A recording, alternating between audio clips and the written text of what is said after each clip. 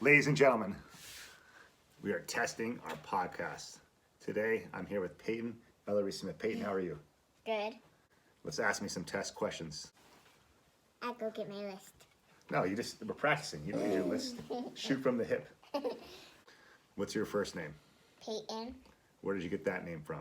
Peyton Manning, Who's Peyton Manning? a baseball player. How many touchdowns did Peyton Manning hit?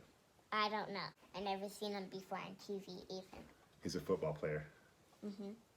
Did you know that? Yeah. You said baseball. Oh. I did a lot of reading and I did a lot of math. You did a lot of reading and you did a lot of math. Nice. Did you exercise? Yes, like right when I woke up. Like 5 in the morning? Yeah, like 5:30. What did you have for breakfast? Pancakes. Homemade pancakes. Paleo. Nice. So give a shout out to your friend James. Are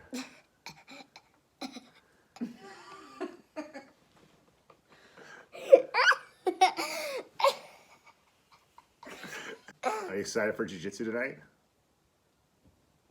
That's a yes. Okay. That concludes our test of the Alaska is Our Home podcast. We'll see you next time. Boom.